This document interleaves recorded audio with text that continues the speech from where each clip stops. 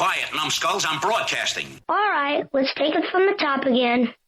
Places. Action. Well, let's see. We have on the bags, we have who's on first, what's on second, I don't know is on third. That's what I want to find out. I say who's on first, what's on second, I don't know is on third. Are you the manager? Yes. You going to be the coach, too? Yes. And you know the fellow's name? Well, I should. Well, then who's on first? Yes. I mean the fellow's name. Who? The guy on first. Who? The first baseman. Who? The guy playing first. Who is on first? I'm asking you who's on first. That's the man's name. That's whose name? Yes. Well, go ahead and tell me. That's it. That's who? Yes.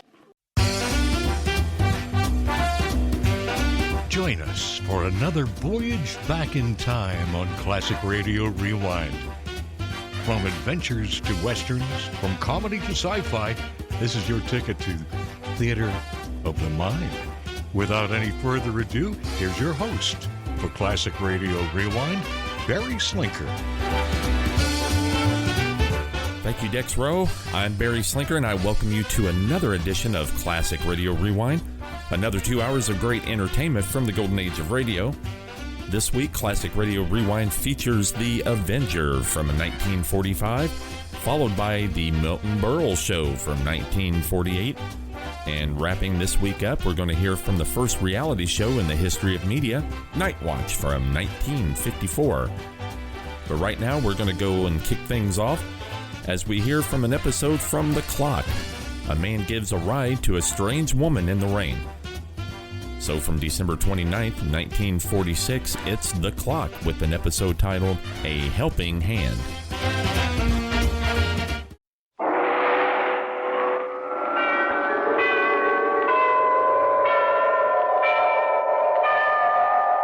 Sunrise and sunset, promise and fulfillment, birth and death.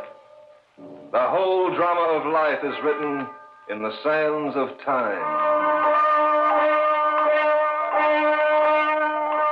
We present a new series of radio programs, The Clock.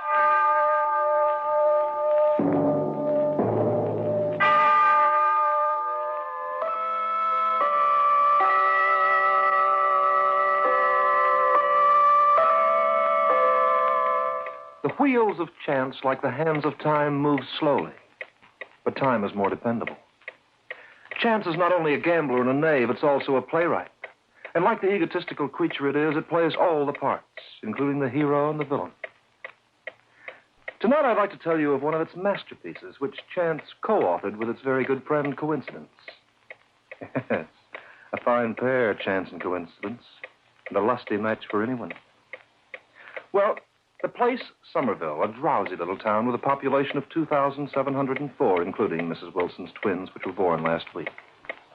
Somerville's vital statistics are recorded in the town hall, and if you look up the figures on crime, you'll find that Somerville is a very law-abiding place.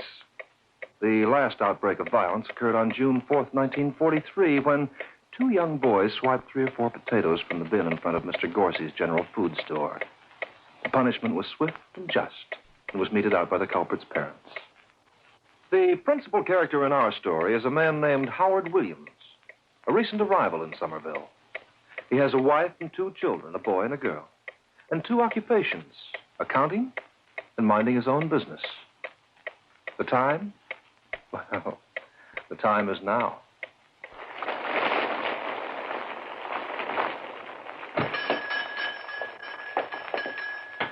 Oh, good evening, Mr. Williams. Good evening, Mr. Hawley. I took 2 of your papers from the stand outside, the Star and the Gazette. Oh, that's 8 cents. Anything else? Not just now, thank you. Good. I understand you got yourself fixed up at the cottage on Spring Street. Yes, it was quite a break. Houses aren't easy to rent these days. I take it then that you'll be staying in Somerville for a while, hmm? I'm going to make it my home, Mr. Hawley. Oh, now that's fine. That's real fine. You'll find that folks hereabouts are plain, not very exciting, but they're nice people to know. I think we're going to like it here. I'm sure you will. You like detective stories? Not particularly, but my wife does. Oh, fine. Well, now, look, I got a new issue in today. I thought you might like a copy. nice for reading by the fire and scaring the tar out of you on a long winter's night. I'll buy a copy for Hazel. She gets a big kick out of stuff like that. Oh, good. Here you are, Mr. Williams. That's 23 cents and all. Uh-huh. Thank you. Hey, this first story sounds like a thriller that's a crime that was almost perfect. Oh, Hazel should like that. She's always getting me into arguments about the perfect crime. She reads so much of this stuff, she believes the perfect crime is impossible. Impossible? Well, don't you? Oh, it seems to me there's many an unsolved murder case in the police files. Of course, I don't know much about those things, but I imagine a man could kill another man and get away with it if he planned it carefully enough. Ah, yes, but there's always a slip-up, isn't there? Well, maybe there is. I couldn't say. No, my business is accounting. I prefer leaving the criminology to someone else. It's a good idea. I want a pack of cigarettes, Kensington. Very good. Here you are, ma'am. Do you know where I can get a room for the night? Somerville Hotel is just about 3 blocks up. No, I tried that. I phoned. They don't have anything. Well, the only other place I know of is Mrs. Copp's rooming house.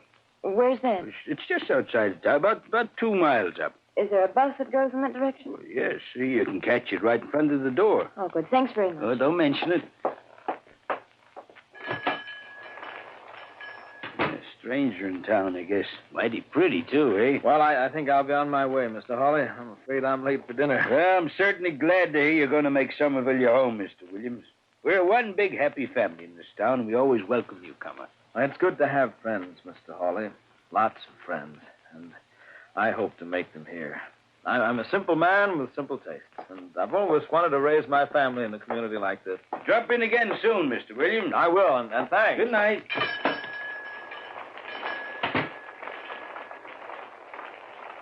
Oh, the weather's awful, isn't it? It looks like we're in for a storm. It's beginning to hail. How often do those buses run past? I'm not sure. Every 15 minutes, I imagine. Maybe I can get a cab. I'm going in your direction. You are? And I have a car over there. Can I give you a lift? Well, I'd hate to put you to any trouble. No trouble at all. Oh, maybe you'd better not. Why? Oh, well, I guess it's all right. Which car did you say was yours? The gray sedan. Oh, let's go. Do you mind if I stop at this gas station for a minute? My tank's a little low. No, it's all right with me. I'll fill her up, mister? Yes, please. And check the oil. Do you have a phone inside? Oh, yes, ma'am. I'll be right back. No hurry. Right tonight, ain't it, mister? Blowing up. Better watch the road out of town. This hail ain't gonna do it much good. Well, I'm not going very far. Say, your left front tire's kind of smooth. You better get it changed. I intend to buy a whole new set next week. Oh, can I take your order for it? I suppose you can. My name is Williams. I'll run by here on Wednesday or Thursday and let's put them on. Okay. Say, you're new in town, ain't you, mister? We've just been here a little over a week. Well, welcome to Somerville. Thank you very much. My name's Pete. I run this gas station. Anytime you need any advice about your bus, just drop in. No charge for advice to neighbors. That's very kind of you. Yep. We're a small town, maybe, but we get along nicely. City's a good place to visit, but it's no place to live. You never get to know folks the way you do here in Somerville. And they seem like worthwhile people to know. Well, I'll check your battery and your water. You ready? Just about. Look, I changed my mind. I'm not going to that rooming house just yet.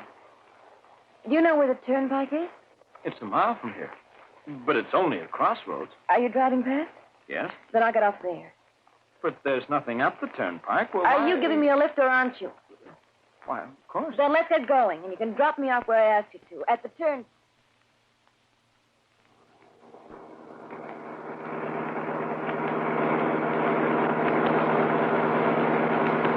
You certainly are a careful driver, mister. It's hard to see the road in this weather.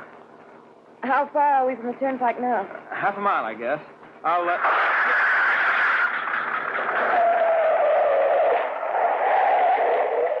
Well, what's the matter? I'm almost afraid to look. Just a second.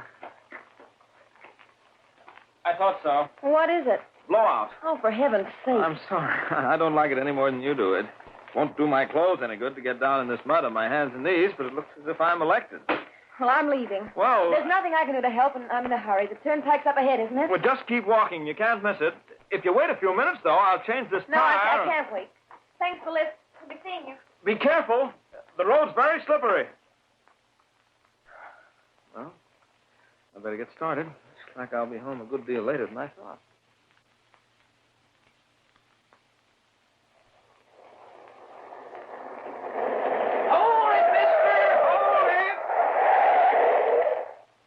trouble? The road is blocked.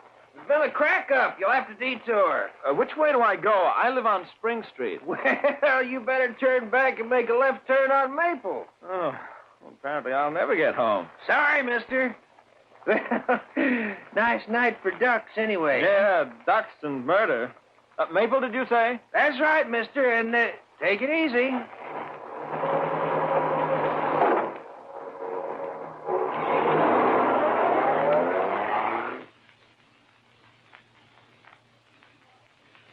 Howard Williams, you ought to be spanked. Now, don't be angry with me, Hazel. I couldn't help it. We'll have to send those clothes to the cleaners immediately. I only hope they can get all the mud off. Well, it's nice to be home again in front of the fire. Is that robe warm enough for you, dear? Now, stop worrying, dear. I don't catch colds as easily as that. Howard, I met one of our neighbors this afternoon, Mrs. Harvey. Oh, she was awfully nice. She kept asking me if there was anything she could do to help make us comfortable. Everyone here seems to be that way, Hazel. It's going to be nice living in Somerville. After all we've been through, it'll be like making a brand new life for ourselves. You promised me you wouldn't think about what happened. It was like a bad dream. But I'll forget about it. In time. I did all I could for Mr. Cagle. Sorry it ended up the way it did, that's all. If only he hadn't dragged you into it. Your reputation. Hazel, let's not discuss it, huh? Are you happy, Howard? Right now, I'm very happy. There's a great deal more to living than making money, Hazel. When you have peace and contentment, when you have good friends and neighbors. Oh, I'll take it, dear. Hello? Mr. Williams there, please. Who's calling? My name is Mallory. Lieutenant Mallory, State Police. Police? Just a moment. Police? Yes. Hello? Mr. Williams? Yes? Sorry to trouble you, Mr. Williams, but I was wondering if you might give me some information. About what? You know a woman named Laura Pearson? Why, no. Are you sure? Quite sure. We didn't think you'd know her, but Mr. Hawley mentioned something about your being in his stationery store when she came in for cigarettes. A tall girl, good-looking, bleached blonde hair. Oh, yes, I remember now. Good. I wonder if you'd mind dropping into headquarters for a few minutes. Now? Well, if it's not too much trouble, we won't keep you long, but you may be able to help us out. Well, if it's important. Yeah, it's very important.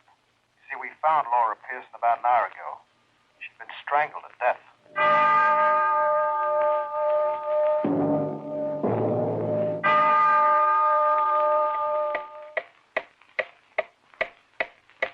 Yes, the town of Somerville is very small, and you'd never find it on the map. But things do happen in Somerville. On this particular evening, for instance, at exactly 8:45, Howard Williams stepped into Lieutenant Mallory's office at police headquarters and was formally introduced to fear. Sit down, Mr. Williams. Sit down. Do you remember Pete, the owner of the gas station? Oh, hello, Pete. Hello. Pete told me you'd met a couple of hours ago. He's the guy, Lieutenant. She was riding with him when he stopped for gas. According to Pete, Mr. Williams, Miss Pearson was seen in your car just before her body was found. I could have told you that myself if you'd asked. Naturally. How did you come to pick her up, Mr. Williams? I didn't pick her up. No? No. I gave her a ride. Oh, I'm sorry. I'm afraid I put it in the wrong terms. Exactly what occurred between you and Miss Pearson this evening, Mr. Williams? Well, I met her outside the stationery store and offered her a lift to Mrs. Carp's. She made a phone call at the gas station. Is that right, Pete? I guess so. Well, of course it's right. Why should I lie to you? Oh, I beg your pardon. I didn't mean to infer that you'd lie. Please go on with your story. Well, that's about all there was to it. Instead of going to Mrs. Carp's, she asked me to drop her off at the turnpike. Oh, why? She didn't say why. Mr. Williams, the turnpike is over a mile from Mrs. Carp's. That's an odd place for a young girl to go in weather like this. Well, it wasn't any of my business why she was going there, and I didn't ask her. I only... Just a minute, please. Flanagan, send Mr. Hawley in. I'm afraid I can't help you out very much in connection with Miss Pearson. I never saw her before tonight, and I... Oh, come in, Mr. Hawley. Howdy. Good evening, Mr. Hawley. I said good evening. Yes, I heard you. Mr. Hawley, Did Mr. Williams and the Pearson woman recognize each other when they met in your store? Well, I can't recollect that they did. All I know is that it... Say, that's very funny. What is? Weren't you wearing a brown suit about 3 hours ago, Mr. Williams? Why, yes. Why did you change your clothes? Well, because my other suit. Wait a minute. What is this, Lieutenant Mallory? I'm beginning to feel as if you're questioning me like a suspect. Oh, no, not at all. We merely want whatever information you can supply. But I won't question you anymore right now, Mr. Williams. Perhaps I'll get in touch with you again tomorrow. Thanks a lot for coming in. That's all right. Oh, just a second. Mr. Hawley tells me your wife reads detective stories. What about it? He said that you and she were discussing the perfect crime this evening. Perfect crime? But I know how it is, Mr. Williams. I sometimes read detective stories myself. Good night.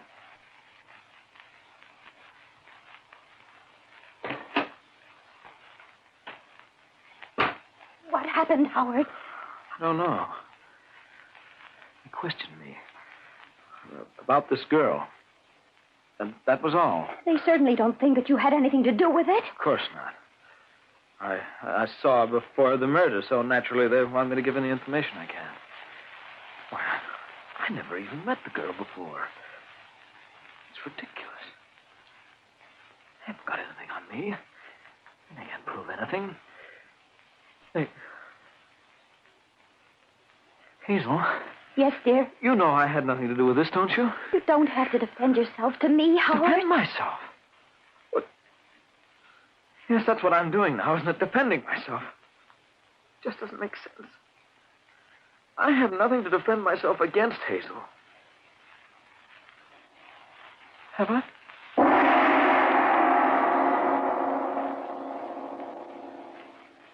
Sorry to disturb you again, Mr. Williams. What is it now, Lieutenant? There's a man named Cy Parker who lives about a mile north of the turnpike. I'm afraid I don't know who he is. Well, he may know you, however. He does? He seemed to give me a pretty good description of you. He said he warned you away from the roadblock early this evening. Oh, he must be the man who told me to detour. That's right. He also said you were alone. What about it? And that you looked like you'd been through some kind of a crack-up yourself. Did I look like a... He said he noticed mud on your face and hands, and you seemed to be rather annoyed at being held up. Well, naturally, the weather was foul, and as far as the mud was concerned... Are those your clothes on that chair there? Yeah. Brown suit. Were you wearing it tonight? Yes. Muddy, isn't it? Well, I had to fix a flat tire. Ah. Mr. Williams, you'll have to return to headquarters with me. What for? Well, there are 2 or 3 loose ends that have to be cleared up. Loose ends? What do you mean? When we found Laura Pearson's body, her clothes were also covered with mud.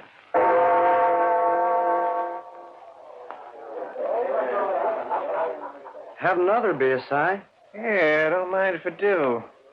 I never would have figured him for it. Didn't look like that kind of guy to me. You mean you really think he killed that gal? Well, no, I'm not the type who'd pin a man against the wall without proof, and I believe in fair trial by jury. According to law, a man's innocent until he's proven guilty, right? Right. But between you and me, Si, who else could have done it?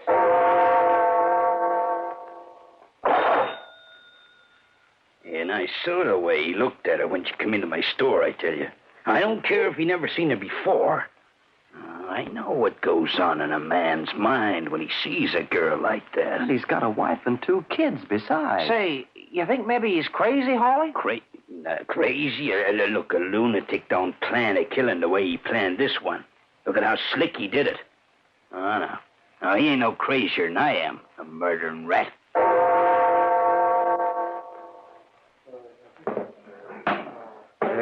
Well, Judge, he was sitting with this woman in the car, and it seemed to me they knew each other a lot longer than he said he did. Anyway, he told me to fill up his tank, and I figured he was going for a ride, a long ride, with her. He was as nervous as a cat, Judge, and dirty as a mongrel, too. He kind of stared at me when I mentioned something about the weather and said it was a nice night for murder.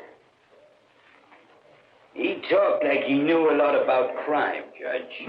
We had this argument about the story, see, and he said to me, wait till I get the words right. He said, I imagine a man could kill another man and get away with it, if he planned it carefully enough. When the body was examined, the coroner concluded that she'd only been dead for half an hour. He filled his gas tank at 7:10. Cy Parker steered him away from that roadblock at 7:40. It's only a 10-minute drive from the gas station to the roadblock at the most, but apparently it took Williams almost 40 minutes. We also discovered that the defendant had been involved in an embezzlement case in Chicago. He was acquitted. He left the city soon after. And it is the judgment of this court, Howard Williams, that you be sentenced to hang by the neck until you are dead.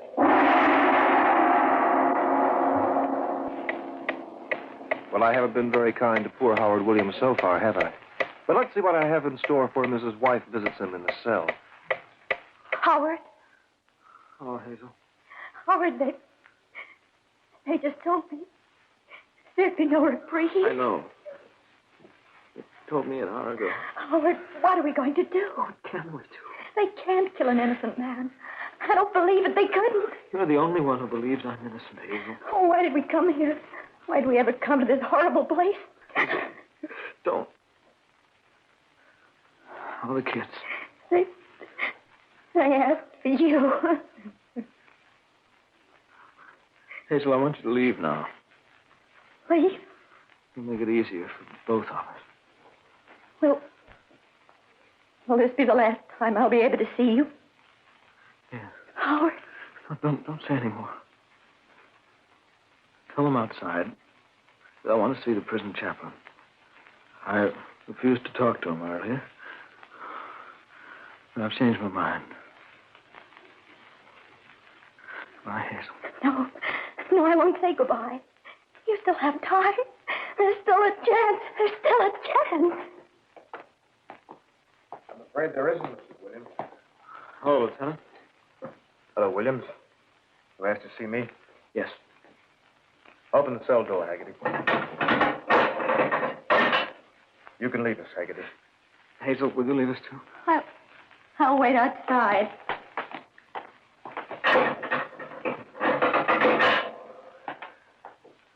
Pretty tough on her. Yeah, even tougher than it is on me. I'm sorry, Williams. Mallory, I have a favor to ask you. Yeah? What is it? One day, Mallory, you'll find that I was innocent. Will I? You're a good detective. One of the best in the state. Something will turn up. Something that'll make you think.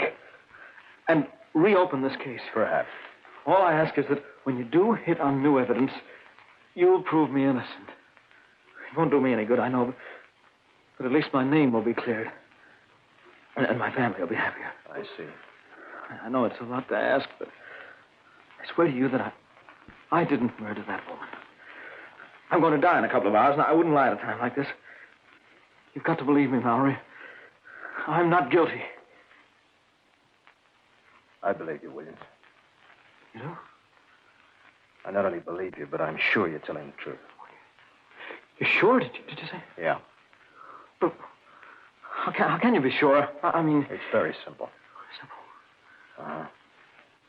I know you're innocent because I also know who killed Laura Pearson. Well, then why didn't you tell him? Why in the name of heaven don't you tell him that you know? I can't, Williams. You see, I killed her myself. What? I was the one she called that night from the gas station. I was the one she met, Williams, at the turnpike. No. She deserved to die. She was a blackmailer, a cheat. She wouldn't take no for an answer when I told her we were through. I have a family of my own to think about. You'd tell me that now. You wouldn't expect me to mention it in the courtroom, would you? Yeah, I killed Laura Pearson. There are only 2 people who know about it now, Williams. And after tonight, there'll only be one. You're wrong, Mallory. Wrong? There's someone else you didn't count on. He's just outside the cell door. What? Did you hear what he said, Chaplain? Did you hear? Yes, I heard. Chaplain, as a man of God, you've got to keep a confidence. You can't tell them. You won't. No, Lieutenant. I won't. But you will, my son. Yeah, you're right, Chaplain. I guess I will.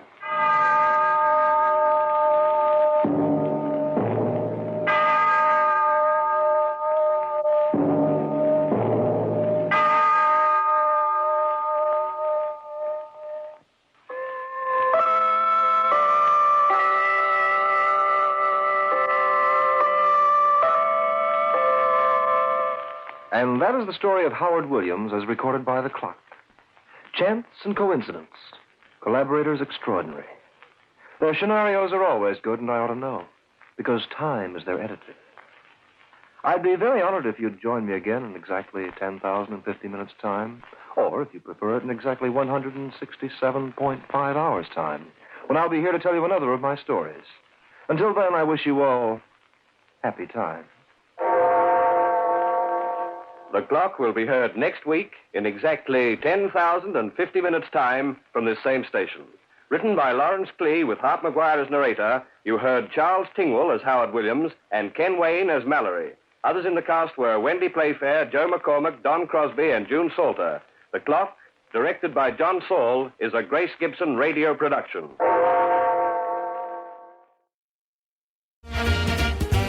That was A Helping Hand from the series The Clock, as originally heard December 29th, 1946. Next up on Classic Radio Rewind, we hear from a radio series, The Avenger. Now, while The Avenger takes on a very similar storyline to The Shadow, it has its own unique features as well. But radio historian John Dunning described the 1945 to 1946 season of The Avenger as a budget-friendly version of The Shadow. Jim Brandon, the alter ego of the Avenger, was a biochemist who created a telepathic indicator and a secret diffusion capsule, both which he used to combat crime. So in this episode, the tunnel commissioner, Jonas Anderson, mysteriously disappeared after driving into the tunnel as the first car. From July 20th, 1945, this is The Avenger with The Tunnel of Disaster.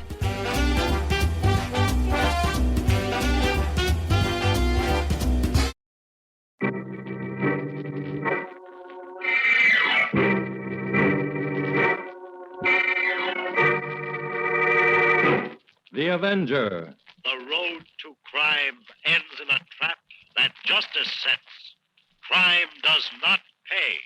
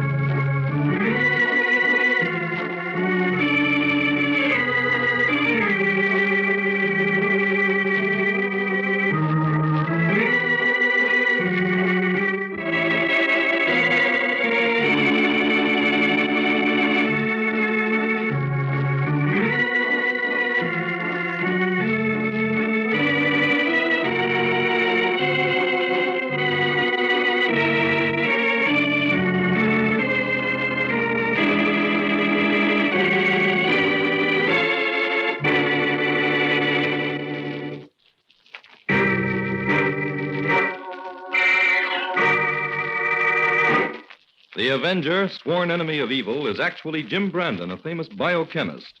Through his numerous scientific experiments, Brandon has perfected two inventions to aid him in his crusade against crime as the Avenger. The telepathic indicator by which he is able to pick up thought flashes, and the secret diffusion capsule, which cloaks him in the black light of invisibility. Brandon's assistant, the beautiful Fern Collier, is the only one who shares his secrets and knows that he is the man the underworld fears as the Avenger. And now, the Avenger and the Tunnel of Disaster.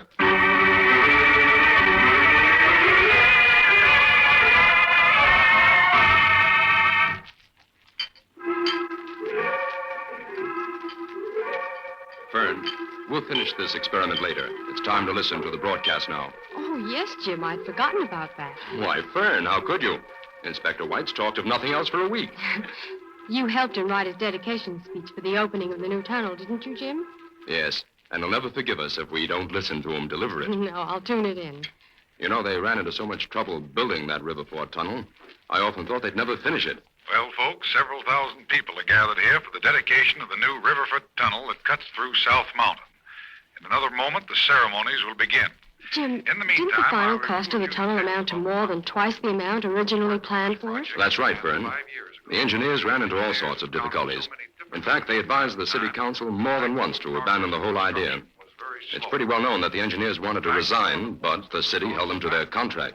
Well, I suppose now that the tunnel is finished, it's worth all the money that was spent on it. Yes, it will relieve the traffic jams on the other tunnels and make it easier to get in and out of the city on the south side. Oh, listen, Jim, they're ready to begin the ceremonies. Oh, right. And the work was carried forward.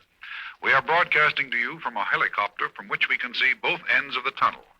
Now, in just a moment, our tunnel commissioner, Jonas Anderson, will drive the first car through the tunnel. Right now, the tapes are being cut, the municipal band is striking up, and the commissioner's car is entering the tunnel. As soon as the car emerges at the other end, the signal will be given for the first ticket to be sold. The commissioner is making this trip to establish a time record. And now I'm going to lower the mic over the side and let you listen to the band for a moment.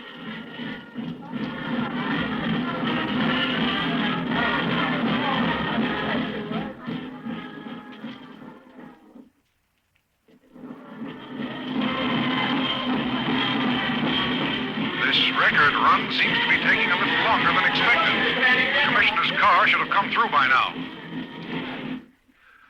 Inspector White of the police department has just ordered the band to stop playing.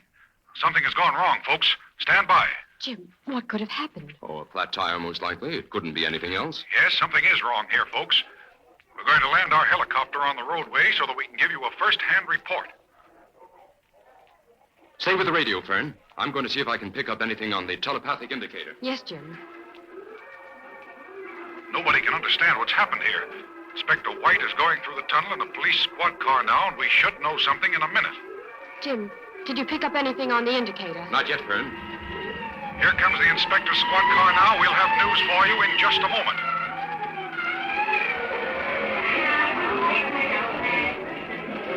Ladies and gentlemen, a very strange thing has happened here. Inspector White reports that there is absolutely no sign of either the commissioner or his car in the tunnel. They've just disappeared.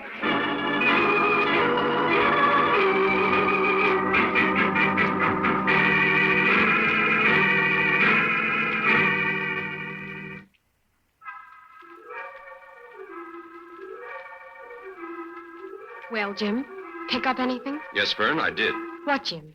Amid impressions of great excitement, the indicator picked up a strong telepathic impression of violence and disaster. What shall we do, Jim? We'd better get out there to the tunnel right away, Fern. Inspector White will need us.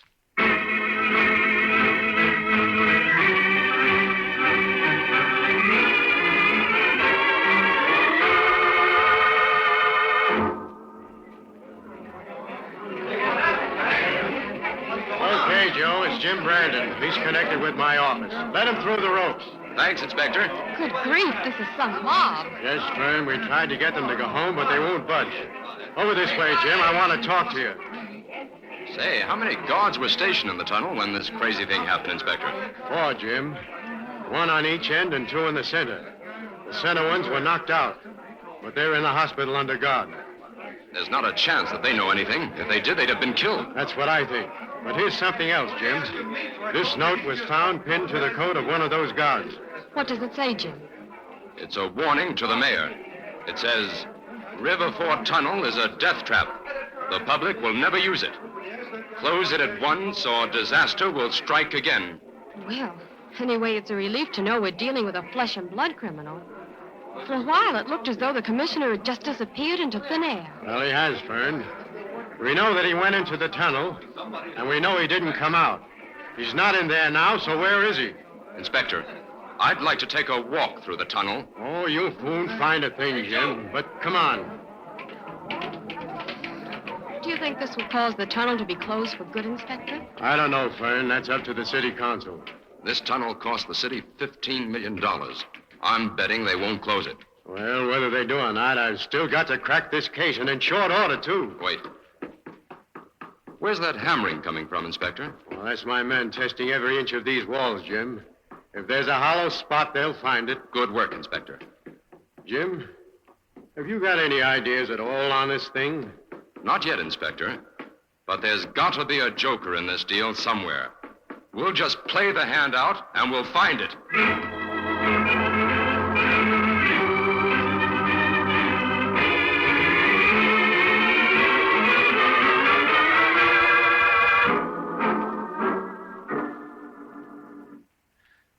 Yes, I'm Michael Evans. What's your business, Brandon? Miss Collier and I came to make a few inquiries, Mr. Evans. Well, get to the point then, Brandon. What do you want? You were the construction engineer on the Riverfoot Tunnel, weren't you? Yes. I wish I'd never heard of the blasted thing. I told them from the beginning that tunnel shouldn't be built, but they wouldn't listen to me. Well, what were your objections to the tunnel? Objections? Well, it was a waste of the taxpayers' money, for one thing. They could have built a road around both sides of that mountain for a fraction of what the tunnel cost. What if it does take a motorist a few minutes longer to reach the bridge? Safety's more important. Inspector White says you received a number of threatening letters during the time the tunnel was under construction. Yes, I turned them all over to the city council, but they didn't pay any attention. Those politicians... Mr. Evans, how sound are the walls of the tunnel? Young man, I'll put my work up against any construction job in the country. Well, now, I'm not questioning your... Here are the plans. The mayor told me to hand them over to you. Now, take them and get out. Your questions are an insult All to a right, man. Mr. Evans. You want to take that attitude, you're of no help to us. Come on, Fern. Well, I've met some grumpy old men before, but Mr. Evans takes the prize. Sometimes grumpiness is employed to hide uneasiness, Fern. You mean you suspect him, Jim? I haven't made up my mind about that yet. So far, I'm too busy wondering about something else I saw in that office. What was that, Jim? There was a tiny model of a gold smelter on the work table in there. A gold smelter? Yes. And I'm wondering what interest a construction engineer in this city could have in a gold smelter.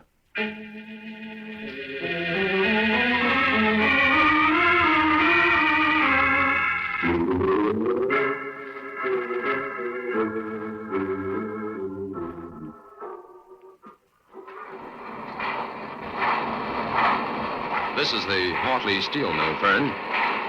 That must be the office over there. What do you expect to find out here, Jim?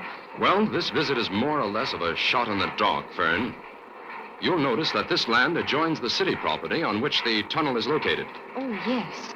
In going through the city records, I discovered that before the tunnel was built, the Hartley Steel Company tried to buy up all that adjoining city property.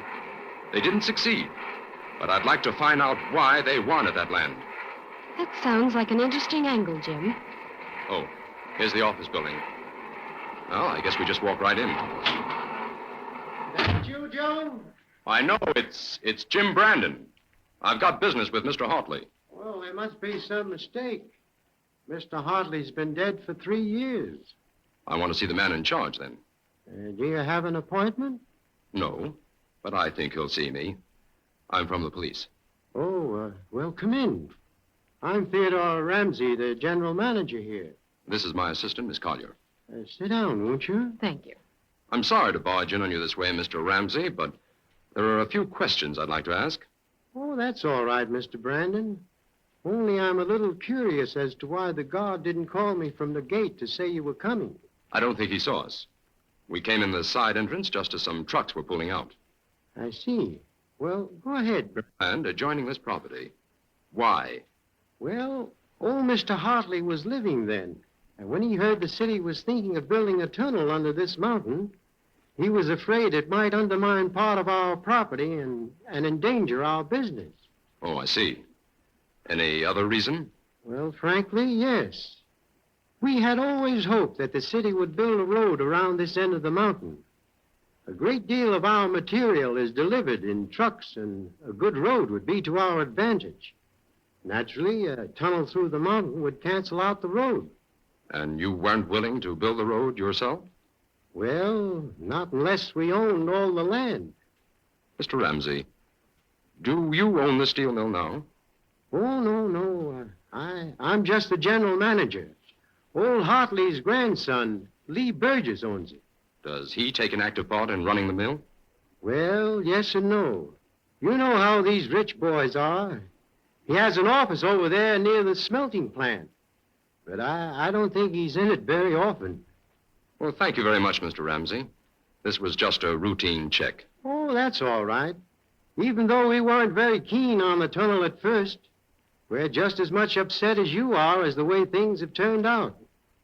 Call on me again if I can be of any help.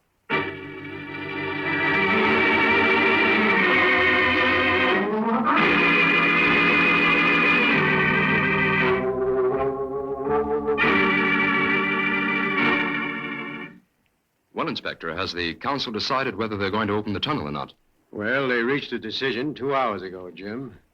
The tunnel is now open to traffic. I've just come from there. Inspector, I just can't understand their opening the tunnel until you've had a chance to solve this case. Fern, the council is inclined to believe that the whole disappearing act was staged as some kind of a hoax, or even a publicity stunt. Maybe they're right, I don't know. I'll get it, Jim. Hello? Yes, the inspector's here. Sure, hold on a minute, please. Inspector, for you. Thanks, Fern. Hello? What? Holy smoke. Did you call the tunnel and tell them to stop all the traffic? Good. I'll get out there right away. What's the matter, Inspector? They just received a telephone call at headquarters saying disaster would strike the tunnel again at midnight. Come on, Jim.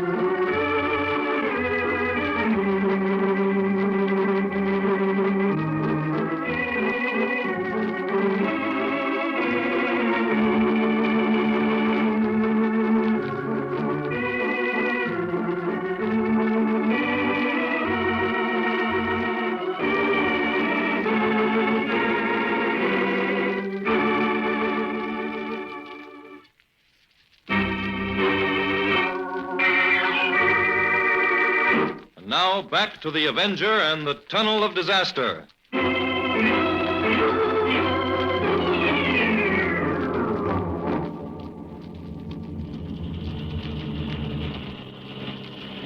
What time is it, Jim? It's 11:58, Inspector. Say, look at that car ahead. Why, it broke right through the gate and went into the tunnel. Oh, the fools. Jim, Fern, get out and stand guard here. See that no other cars get past the guard. Okay, come on, Fern. Right, Jim. Where are you going, Inspector? Into the tunnel. Inspector! Inspector! You're crazy! You'll never come out of there alive! Come back!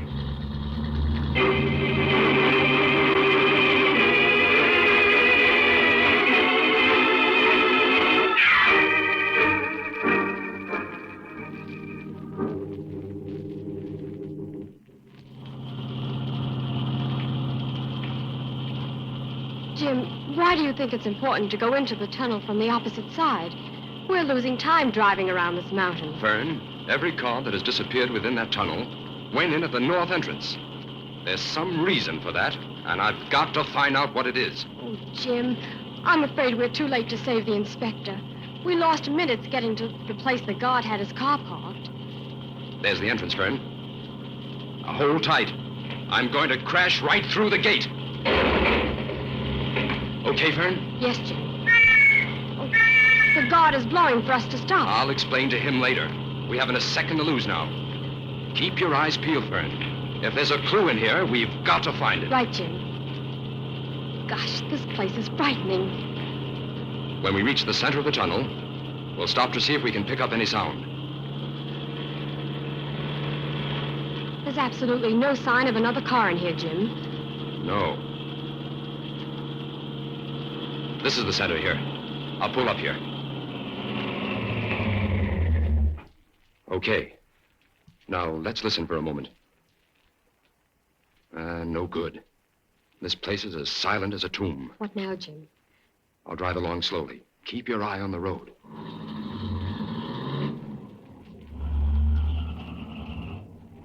Jim, wait. I just caught sight of something on this side of the road. What was it, Fern? No. Something small that seems to be shining.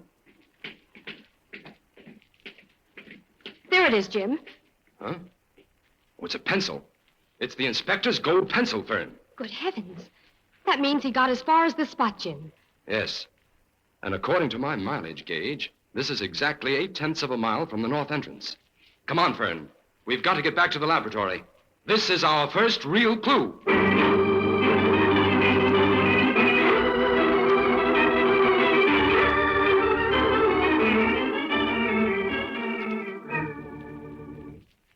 Here, Jim. I've made some sandwiches for you. You haven't eaten a thing all day. Oh, thanks, Fern. How are you making out, Jim? Well, according to these maps, that spot where we found the inspector's pencil is directly parallel with the Hartley steel mill. But, Jim, if the tunnel walls are solid, as everyone claims, what connection can the steel mill have with the tunnel? That's where my other discovery comes in. Your other discovery? Yes. According to this early geological history of that tunnel land, small deposits of gold were once discovered there. Gold? That could be the motive, Fern. Jim, if old Mr. Hartley knew about the gold, that could have been his reason for wanting to buy the land. Right. But old Hartley is dead. Somebody living must know about that gold, Fern. That's the reason they want the tunnel closed. But who, Jim? So far, we have 3 possible suspects. 3? Yes. Merkel Evans, the construction engineer. Hartley's grandson, Lee Burgess. And Ramsey, the manager of the Hartley mill. I know why you suspect Evans, Jim. But what reasons have you for thinking Burgess and Ramsey may be guilty? Both of them have the facilities and are in a position to mine the gold. But, Jim, none of this is what you call solid evidence. No, it isn't, Fern. But we haven't time to get that. We've got to force the hand of the guilty party. How, Jim? I want you to put in a telephone call to all 3 suspects. Tell each of them that Jim Brandon has discovered a hollow section in the tunnel wall, and that a crew of men is going to start digging at once. Then hang up. Yes. And what are you going to do, Jim? If there's any connection between the tunnel and the mill, the guilty party will show up at the mill. I'll be waiting for him there as the Avenger.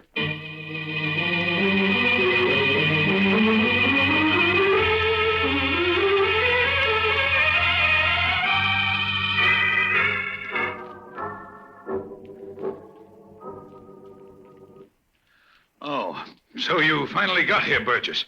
I've been waiting here at the gate for 10 minutes. I came as soon as I could, Evans. I had to call my men here at the mill and tell them to get things set. All right, then, come on. We haven't any time to lose. What was that noise? I don't know. There's no one in sight. Say, who do you suppose that girl was who called to warn us? Now, how should I know? Can't bother about that now. Burgess, have you got enough dynamite to fill in our mine that adjoins the tunnel? Plenty. Don't worry about that. The minute I set eyes on that Brandon, I knew he was trouble. Oh, stop griping, Evans. You knew this was a dangerous game when you came in on it.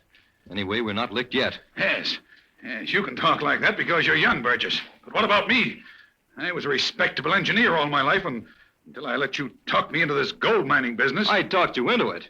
You're ridiculous, Evans. What? And you're yellow to boot. Oh, listen here, Burgess. Oh, shut up. Arguing isn't going to get us anywhere. We're both in this thing up to the eyes. Yes, you're right, I guess. We'll have to keep our heads now. We'll dynamite our mine for 20 yards, right there where it connects with the tunnel. And when the cops break through the tunnel wall, they'll run into nothing but dirt. Right. And then I'll sue Brandon for everything he owns. All right, here's the shack. Open the door, Burgess. All right, get inside. Lock that door after us. Burgess, how many men have you got down in the mine? 8. Where are the prisoners? In a room near the smelter. Say, what are we going to do with those prisoners? Do with them? Eliminate them. What else? I don't think I'd be in such a hurry to do that, Evans. Huh? Who's that? Who's in here? It's the Avenger. And this is the end of the line for both of you. Where is he? Get him, Burgess. How can I fight someone I can't even see? You might as well give up. The police will be here in a minute. All right, Burgess, now come on. Let's get out of here while there's still time. No, we've got to dynamite the mine first. If we don't, they've got the goods on us. It's too late, I tell you. It's our only chance. Unlock the trapdoor, then. Quick. Okay. Help me move these file cases away from it. No, you don't, Burgess. You're not going down in that mine. Oh. Hey, you knocked him out. Stay where you are, Evans, or you'll get the same. The police are here now, Evans, and you'd better deliver those prisoners in good health, or the charge will be murder as well as kidnapping.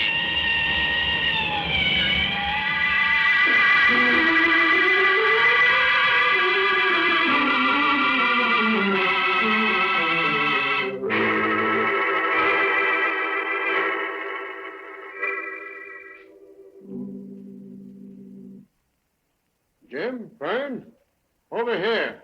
We're waiting for you. What are you planning to do down here, Inspector? Deliver your dedication speech for these reporters? No, Jim. I brought Merkel Evans down here in the tunnel to demonstrate exactly how this swinging wall works. How do you feel, Inspector? Fine, Fern, fine. Never better. Okay, Evans. Start talking. All right. Now, you'll notice that there's a steel girder every 15 feet here through the center of the tunnel. Well, this section of the wall right here, between these two girders, opens just like a door. The huge hinges are behind the steel girder there on the right. But where does the door end? There's no trace of a break in the wall. It ends over there beneath that girder on the left, doesn't it, Evans? Yes, that's right. Now, that girder is attached to this movable portion of the wall.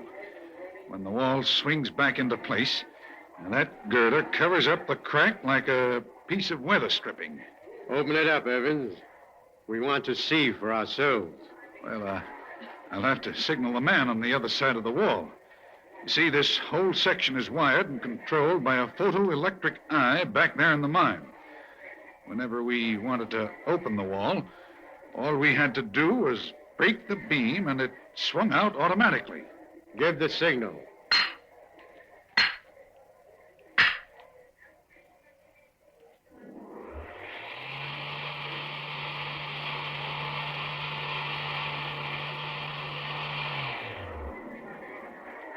Good heavens.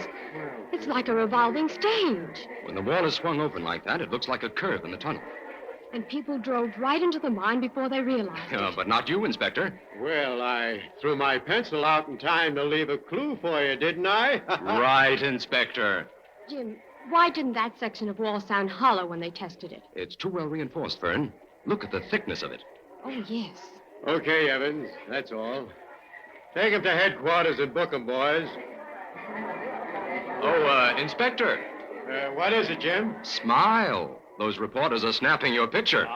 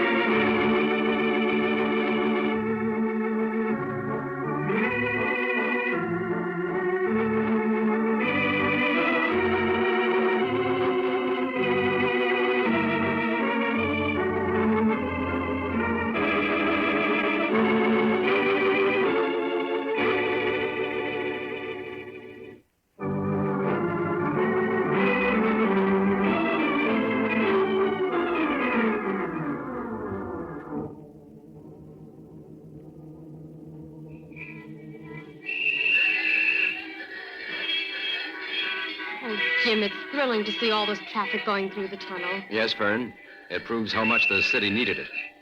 Is there really a rich gold vein under the tunnel, Jim? No, Fern. As it turned out, Burgess and Evans had already mined most of the gold in this mountain. Not that it will ever do them any good. There's just one other thing I don't understand. What's that, Fern? What happened to the two men who were in that car the inspector followed into the tunnel that night? They weren't held prisoner with the inspector and commissioner. No, because they were Burgess's own men. That spectacular dash of theirs was staged to keep the disaster stories going. Well, come on, Jim. We'd better get back to the laboratory. I have work to do. So have I. The inspector wants me to write his dedication speech for the new courthouse next week.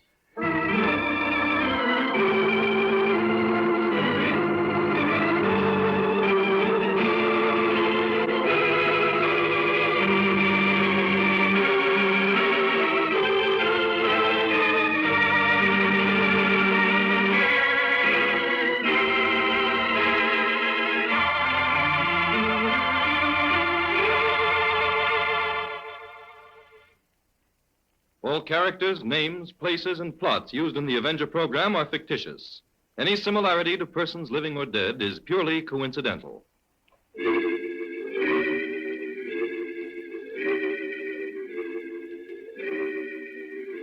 This is a thought. A thought. A thought. Remember, listen for another adventure of... The Avenger.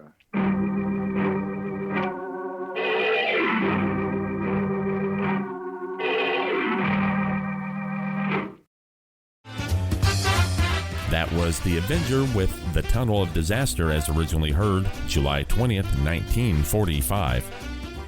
With that brings hour number 1 to a close, but we have comedy and media's first reality show coming up in the second half.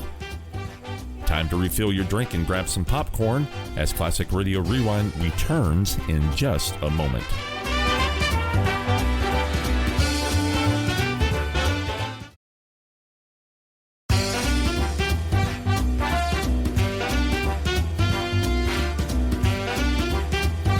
Welcome back to Classic Radio Rewind. I'm Barry Slinker, and hour number 2 kicks off with The Milton Berle Show.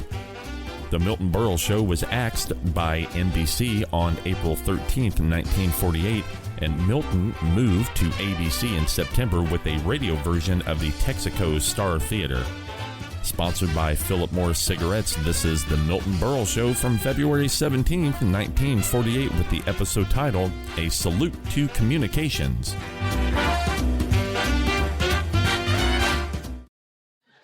Johnny presents The Milton Berle Show.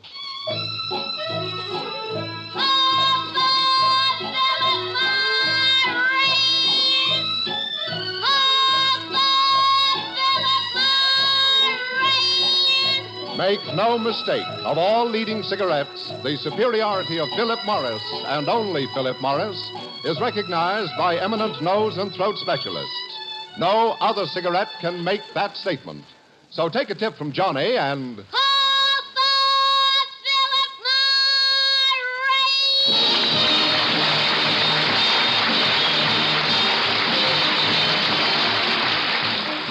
From Radio City in New York, here is the Milton Berle Show with Bert Kelton, Jack Albertson, Johnny Gibson, Mary Shipp, Billy Sands, Charlie Irving, Ruth Gilbert, our singing star Dick Barney, Ray Block and his orchestra, and yours truly, Frank Allen. Ladies and gentlemen, tonight we salute the communications industry. 72 years ago this week, to a world that had nothing, Alexander Graham Bell gave the telephone. The telephone gave us radio, radio gave us Milton Berle, and Milton Berle brings us right back to nothing. And here he is, Milton Berle.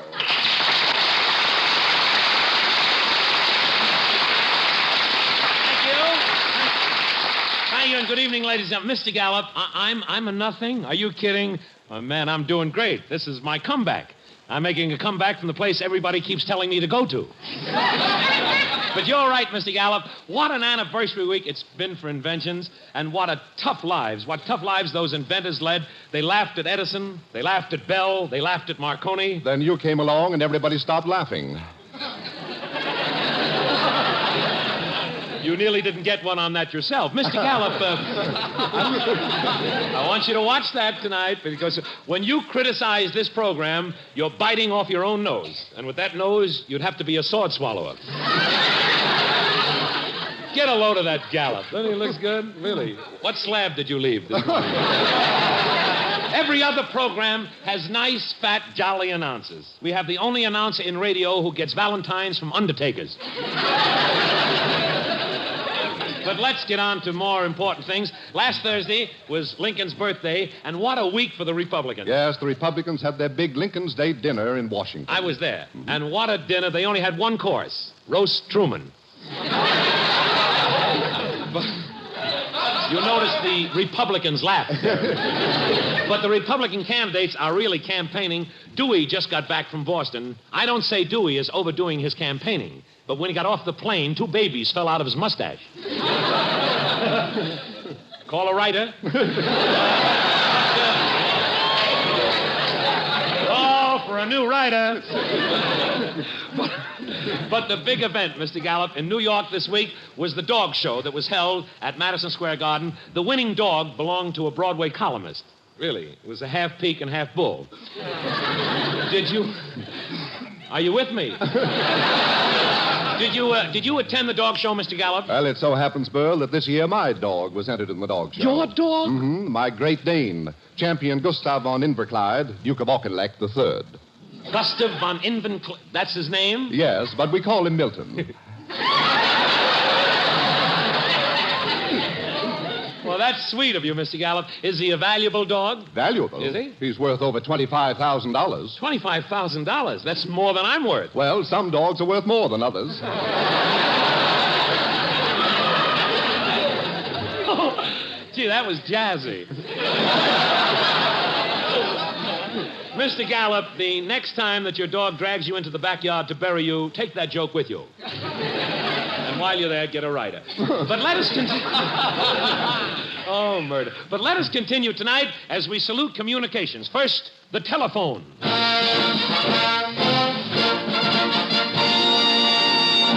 The coming of the telephone brought with it new problems in the home between man and wife. The phone rings. Who will go to answer it? This is what we mean.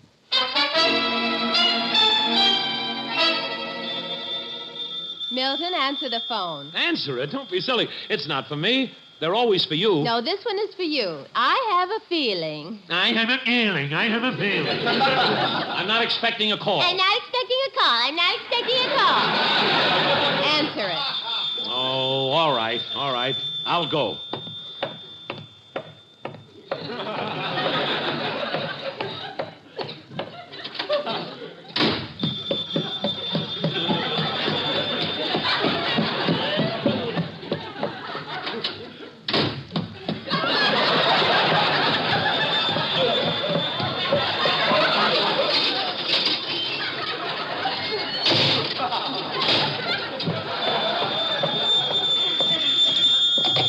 Hello? Yes? How do you like that? One moment, please.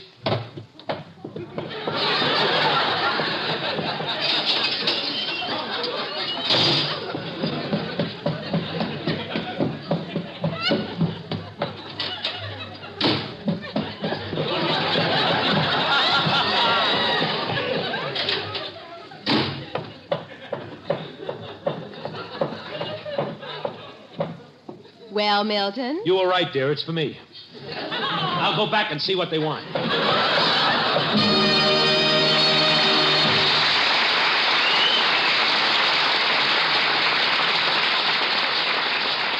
The telephone brought a new, rich humor to American life. The practical joker.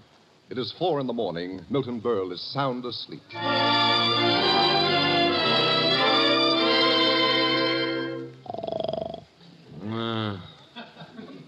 Henny Youngman steals all my jokes. Bob Hope. Ain't nothing. I gotta get new writers. Milton, wake up. What? Who deals? Oh, what is it? Milton, get up and answer the phone. All right. Gee, it's pitch dark. I don't know if... Ow! My toe! I broke my toe. So what? You still have 11 left. Very funny. What's that? Ow, ow, ow! My back. My neck. It's dark. What am I stepping on?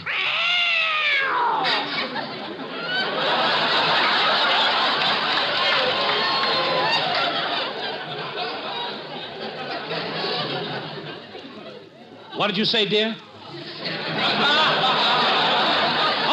Oh, it was the cat. Where's the phone?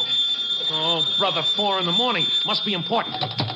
Hello? Hello, Milton Berle? Yes. Is your house on a streetcar track? Yes, it is. Better get it off. There's a streetcar coming. Why, that... Who was it, Milton? Some practical joker said we should get our house out of the way. A streetcar's coming. A streetcar's coming. He was right. Look out. Here it comes. Get out of the way. Help! Help! Help!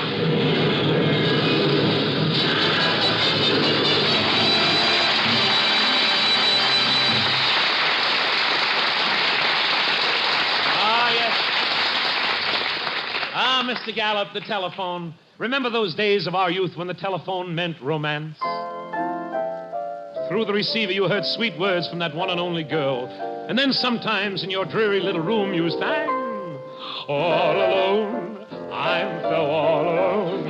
There is no one else but you. All alone by the telephone, waiting for a ring. A ting-a-ling. Thank you, Oscar. Ah, Cynthia. Golden memories of Cynthia. I remember that day we met, Cynthia, when I stepped into the phone booth. I didn't know you were living there. And I can still remember your tinkling little laugh when I put a nickel in your ear and tried to dial your face.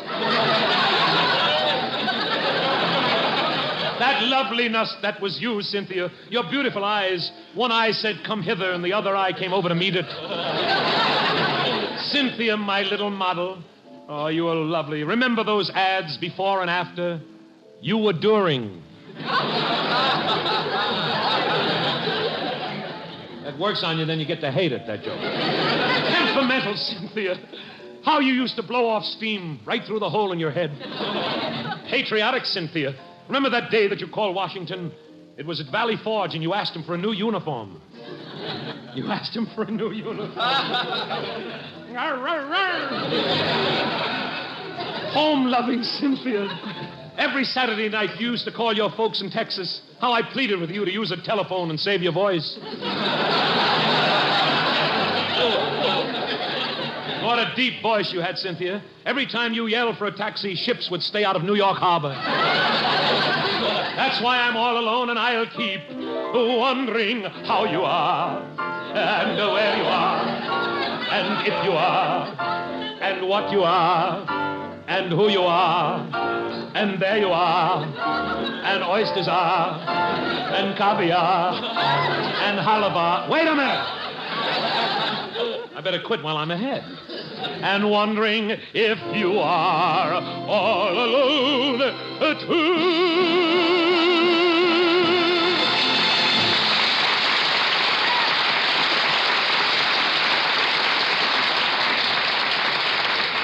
Ladies and gentlemen, enough words have been written about cigarettes and smoking pleasure to fill every library from here to Timbuktu. But you'll never hear words that make more sense, words that are more important to you who smoke than the words you're about to hear now. For these words were written by one of America's top-ranking doctors. Listen to what the doctor has to say. In cases of irritation of the nose or throat, it is my usual practice with my patients who smoke to suggest that they change to Philip Morris. And why does the doctor advise this change to Philip Morris? Listen. The reason for this advice is that I am convinced that they are less irritating than other cigarettes. Remember, if your cigarette leaves your throat dry and parched, if it makes you cough or leaves a stale, musty taste in your mouth, these definitely are reasons for a change to Philip Morris. So join up with the thousands who every day are discovering in Philip Morris a cleaner, fresher, milder smoke, a deeper, richer smoking pleasure than they've ever known before. Yes, call for Philip Morris. And remember, of all leading cigarettes, The superiority of Philip Morris, and only Philip Morris, is recognized by eminent nose and throat specialists. No other cigarette can make that statement.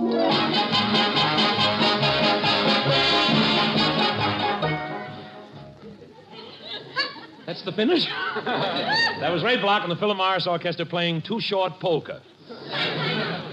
I'm just a spoof and Razy Wazy. To me, your music is like the new look. It drags. And now...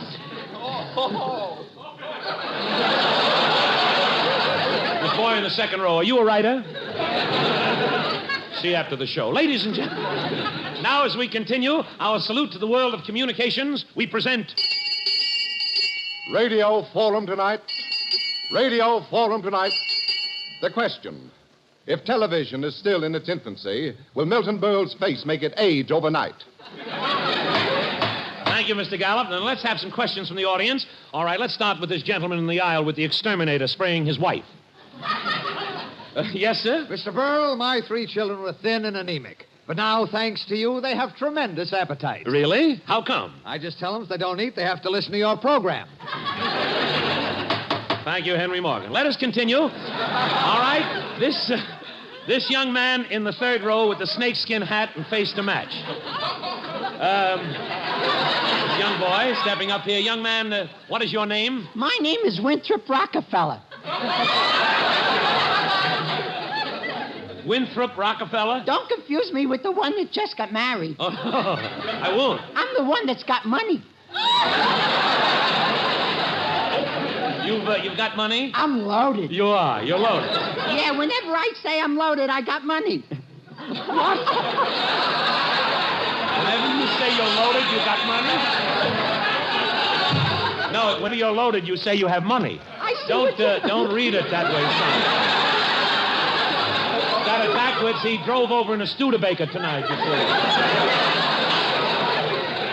And you have got money? Is it very confusing to you? Well, yeah, we keep getting each other's mail. Who? Who?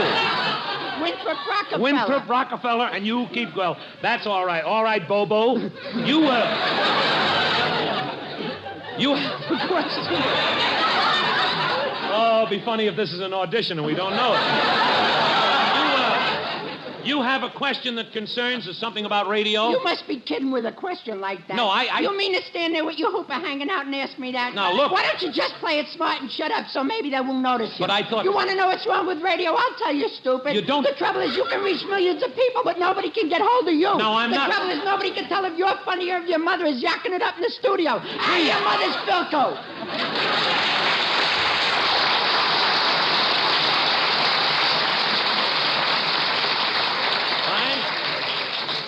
That young man will take his 3-year notice.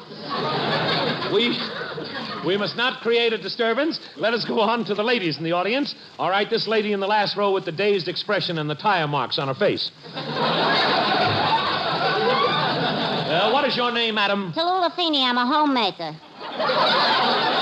I see. And you're a radio fan? Not me, my husband. Your husband? You heard of Dr. IQ? Yeah? He's Dr. Peel. I see. You heard of Queen for a day? Yes? He's Schmo for a year. I understand. Does your husband attend many broadcasts? Once he went on Truth or Consequences. They put him in a tub full of whipped cream and then give him a calf's tongue to lick himself clean. No kidding. They carried that fat slob home all covered with whipped cream. I thought he was a refrigerator, so I plugged him in the wall. Oh, you plugged him in the wall? Yeah, but it didn't work. He's AC and our building's DC. That's terrible. And Mrs. Feeney, tell me, what happened? His nose lit up and toast kept popping out of his vest. I see. Does he still attend broadcasts? Not after what happened to him on Take It or Leave It. Take it or leave it? He tried to take it, but they caught him and made him leave it. Thank you very much, Mrs. Feeney. Thank you.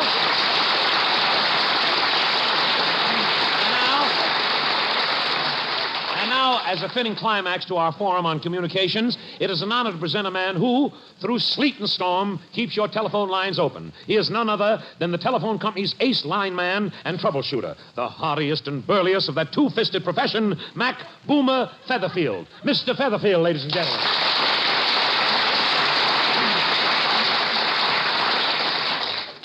Thank you, Mr. Berle.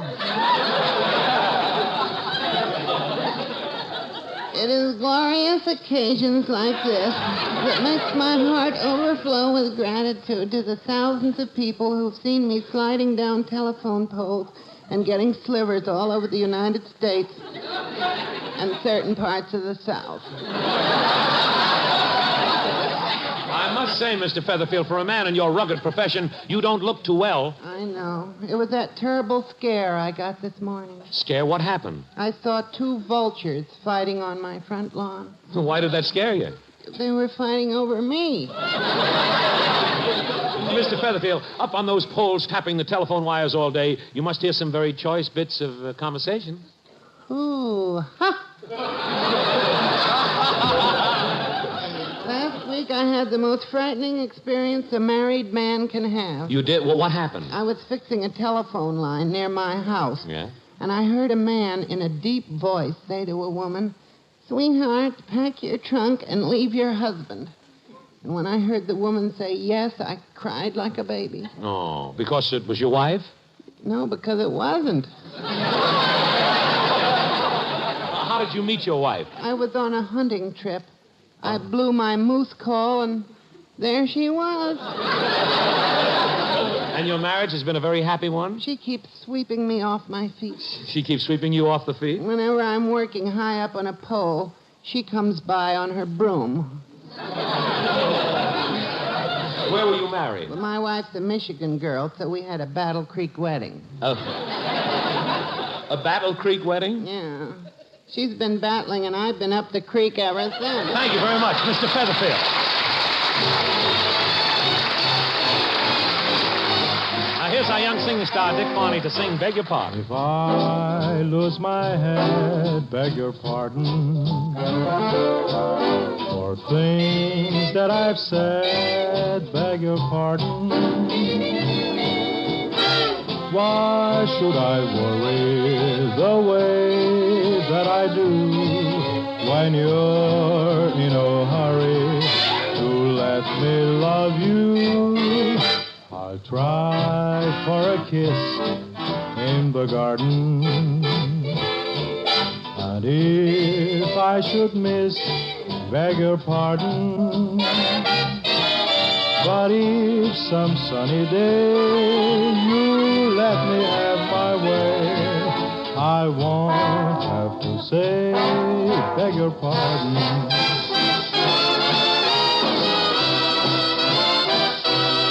Beg your pardon.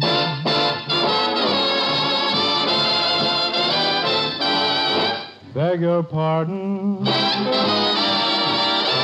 Why should I worry the way that I do when you're in a hurry to let me love you? I'll try for a kiss in the garden, and if I should miss, beg your pardon. But if some sunny day you let me have my way, I won't have to say, beg your pardon.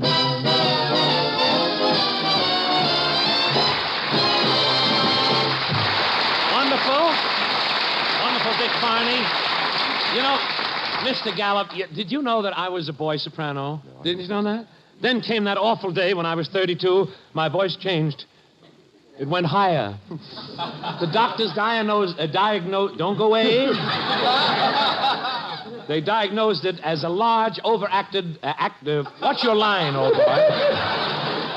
I'm getting mixed up. We're talking about something different, and we should be talking about the communications tonight. Exactly, and precisely and specifically the telephone. Oh, the telephone, yes.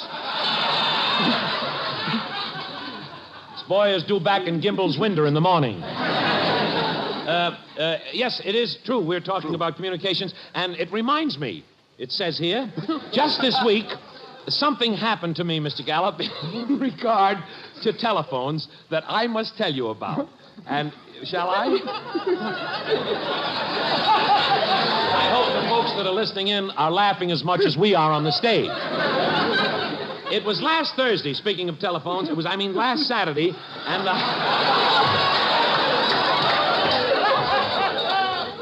It was last Saturday, and I had just finished lunch in a drugstore here in Radio City, and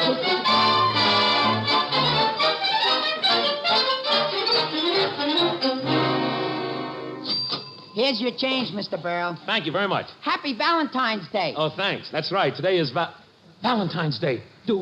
And I forgot to send my wife a Valentine. I know. I'll call her up and personally wish her a happy Valentine. Here's a phone booth. And she's so sensitive about holidays, too. Lincoln's birthday, she got mad because I didn't send him a gift. Gee, what'll I say? Long distance. Who are you calling? Mabel, Circle 6, 2... Wait a minute. What am I reading here off the wall? Operator. I'm sorry, operator. I get a little mixed up. I'm so nervous. I'm Milton Berle, and I'm calling my home in Jackson Heights. The number is Jamaica 5600. Yes, sir. Deposit 35 cents, please. Let's see. That's 3 dimes and a nickel, isn't it? I'm sorry, we do not give out that information. Okay. Here's the money. See, when my wife answers, I'll just say, I love you with a heart divine. Will you be my Valentine? Pretty good. I must have read that in Nick Kenny's column. Boy, it's getting hot in here. Operator. What's with that Jackson Heights call? Sorry, sir. There's no Milton Squirrel listed for that number. Squirrel? Did you say squirrel? Shall I try Central Park?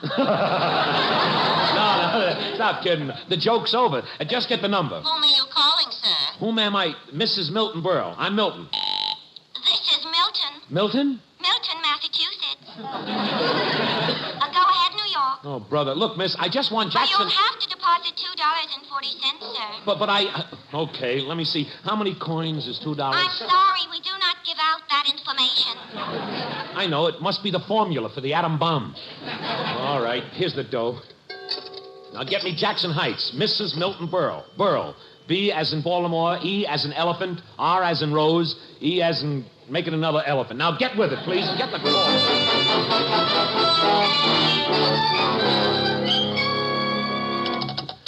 Operator. This is Los Angeles. No. Sorry, sir, we cannot locate a Milton Berle here in Los Angeles. That's funny. He told me he was going to be there. Shall I switch you back to Baltimore? No, please, not again. Switch me back to New York. Thank you. New York, number, please. Hello, New York. Hello. Still snowing? I'm sorry, we do not give out that information. I know. Now, look, for 2 hours I've been trying to get my wife in Jackson Heights. I'm Milton Berle. By this time, you can call me Milty. Okay, Milty, deposit 35 cents, please. Another 30? Oh, all right. Here. I just want to say Happy Valentine.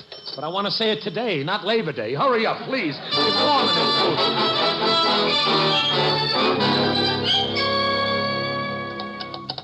Operator. How about that call? We're ready, sir. Good. We finally located Mr. Milton Berle for you, sir. You've located him? He's in a phone booth in the drugstore at Radio City. Oh, he is. That's funny. I just left him in Los Angeles. Now, look, dearie, just get Mrs. Milton Berle in Jackson Heights. Yes, sir. Mrs. Merle Hilton in Jacksonville. Not Merle. Wait, I give up. Look, call Jamaica 6000. That's my next-door neighbors, Sam Harrison and his wife, Martha. I'll tell them to dig a tunnel through the snow to my house and bring my wife to the phone. The Harrisons. Yes, sir. Here is your party. Hello? Yes? Is this the Harrisons? Yes. Is that you, Martha? Yes. Is Sam there? Yes. Martha, will you do me a favor? Yes. Would you call Sam to the phone? Yes. Thank you. Oh, that Martha. When she gets on the phone, you can't get her off. Hi, Milton. Sam. Sam, will you listen closely? I'm desperate. Well, what is it, Milton? Listen, Sam, I want you to go over to my... 3 minutes are up, sir. Wait a minute. Number, please. Operator, please, I was disconnected. Switch me back. One moment, sir. One moment. Take your time. I don't want to rush you. Russia, yes, sir. Wait a minute. Agent Tavares, Moscow, Russia, Dukladze, Go ahead, Gromiko. No. Please, get me somebody who can understand English. English? Da. This is London, England. Cheerio, Cheerio, look, will you please do... About the 4 pounds, old thing. 4 pounds? I've already lost 10 pounds in this boot. I'm broke. Sorry, old fruit, deposit the money or the whole thing's off, you know. Whole thing's... I won't pay. You can deduct it from the loan.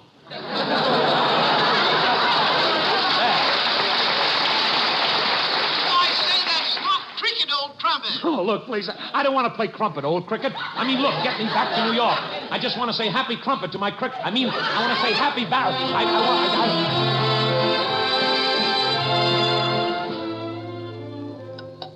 Operator. It's 3 a.m. Be patient, sir. We're trying to reach Mrs. Milton Graziano in Mexico City. Mexico? Operator, do you know what time it is? When you hear the tone, the time will be exactly. Operator, please, look. Let's try it this way. Blindfold your eyes. Yes, sir. And just plug in anything in front of you. Yes, sir. This is Jackson Heights. I knew it would work. I have Mrs. Milton Berle on the line. Mrs. Milton Berle? I can't believe it. Quick, I want to speak to her. I'm sorry, sir. She doesn't want to speak to you. She don't want to... Mrs. Berle, please, she don't want to speak to me. Mrs. Berle says any man who won't take 2 minutes to phone his wife on Valentine's Day isn't worth living with. 2 minutes? Let me talk to her. She just hung up. She's leaving for her mother's. No, my wife is leaving.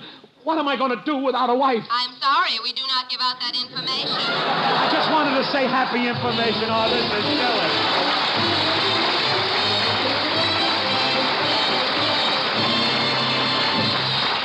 Remember this, there's a difference in Philip Morris, an advantage that distinguishes it from any other leading brand. And to you, that difference means a cleaner smoke, a fresher, milder smoke, from your first Philip Morris in the morning to your last one at night.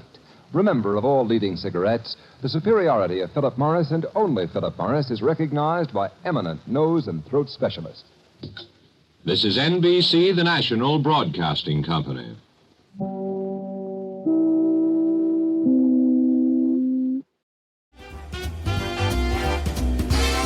That was the Milton Berle Show with a salute to communications as originally heard February 17th, 1948. And wrapping up this week's edition of Classic Radio Rewind is an episode from NightWatch. If you're a fan of modern television, you won't be surprised that reality shows are the top trend in programming today.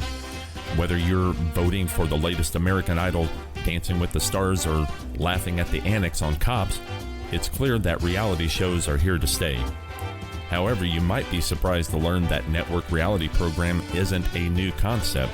It actually dates back to 1954 when NightWatch debuted on CBS Radio.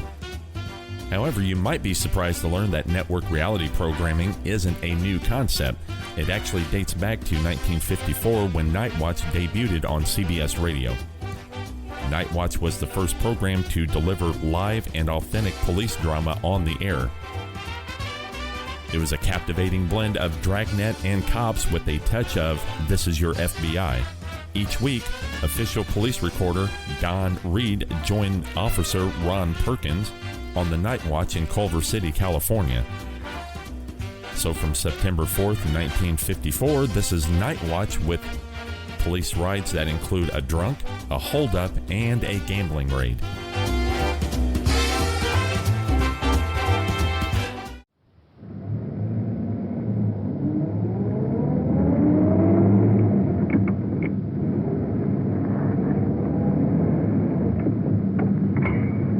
A 5-6 in service, Special Assignment Detective Bureau. We'll be code 6 from time to time. We'll advise you when we're clear.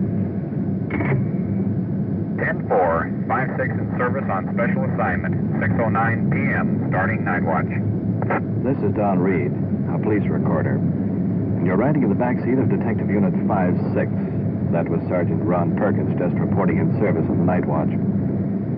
Normally, I usually say something to the effect that I don't know where we're going, but tonight that's not the case. We're setting up a gambling raid, and we'll roll on it about midnight. So while you're with us, remember, the people you hear are not actors. This is it. This is real. This is NightWatch.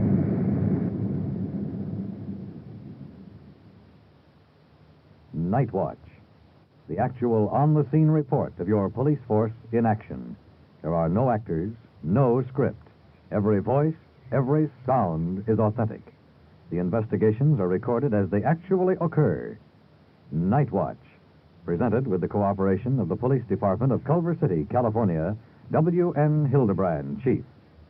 We switch you now to Detective Unit 5-6, somewhere in the field, and Police Recorder Don Reed. It's 10:30 p.m., and we've been in the field for several hours, staked out on a house where a large gambling game has been going on. About 8:30 tonight, we entered the establishment next door, by pre-arrangement, incidentally, and watched the operators getting set up for tonight's business. There's quite a layout, gambling tables for dice games, a bar. These observations, incidentally, were really made possible by the weatherman. It's a very warm night. The operators very conveniently left the side windows open. And right now we're going to drive by the place and have a look at the front door before reporting back to headquarters. Now I'm getting ready to swing around the corner. Here we are. Making a turn. Just casually driving along.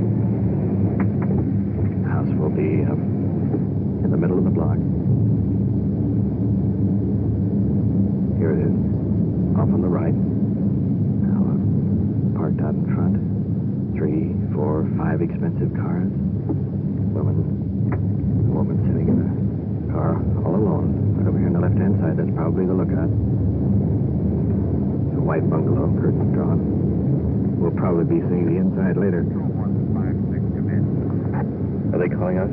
Yeah. We've had our radio turned down so as not to attract attention. 5-6 to 1, go ahead. 5-6, are you clear of your code 6? 10-4, control 1. 5-6, do you have the police recorder still with you? Yes, we do. Will you 10-19-5-6, Sergeant Ward would like Reed to record a 211 interrogation. 10-4, we're coming in now. Be back to the station in about 5 minutes. He wants me to record that fellow that held up the Western Union office, doesn't he? Yeah. Didn't that little caper happen way over a year ago? Yeah, this fellow and his buddies stuck up the Western Union office. 2 buddies got caught right away, and they're doing time now. He got away, and we've been looking for him ever since. Small world. Hold it, Paul. Somebody slumped over the wheel there in that car. Just pulling up beside a car, blocking the street.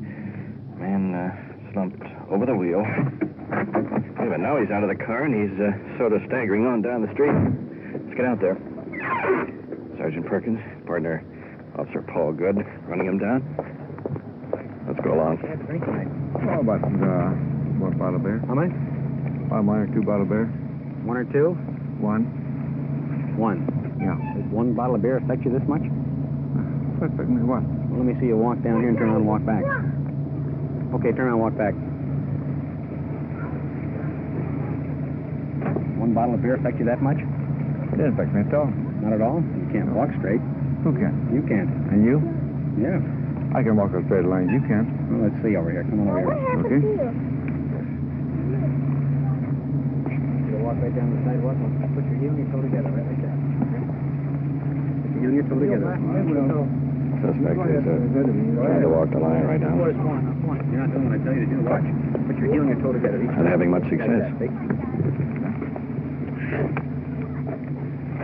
Get away from the fence. You're leaning on the fence. I ain't leaning on no fence. Put your heel and toe together each time. I'm doing. All right, now turn around. Now walk back the same way.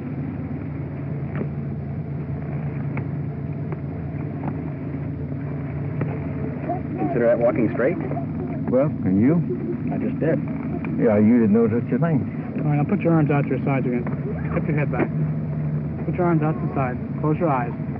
Tip your head back. Come on, tip it back. Now touch your nose with your finger. Put your arms straight back out to the side. Suspect now is attempting to touch his nose. He hit his eyes, head, hair, forehead, everything else. Go back out.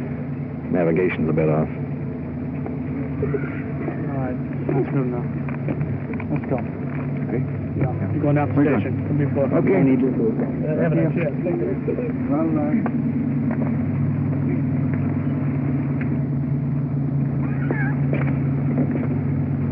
You got the car keys in the car?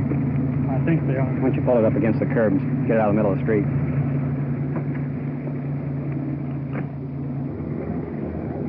Getting the car off the street. Give the back seat. Sergeant is putting the suspect in the back seat of our car. His partner will sit back there with him. Keep an eye on him. We'll sit up front.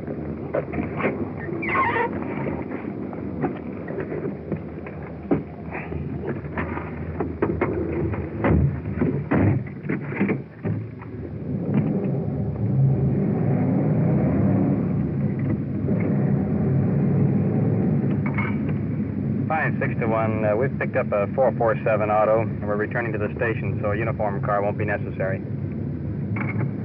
Control 1 to 5, 610-4. Repeating, you have the suspect with you, is that correct? 10-4, Control 1. Will you open the booking door? Control 1 to 5, 610-4. Clear for booking. 10:39 p.m. KMA 394.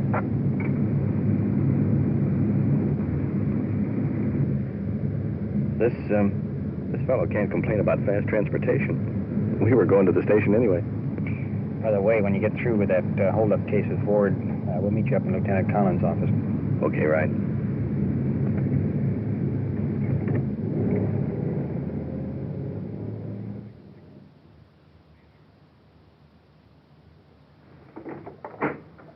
We're here in the Detective Bureau.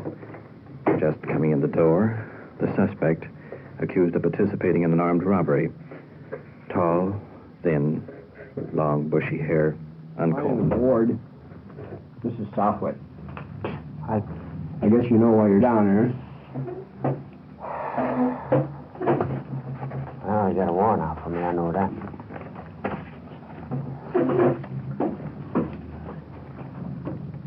Well, these other two fellows that were with you, they have been sacked up since November of '53. Did you know that?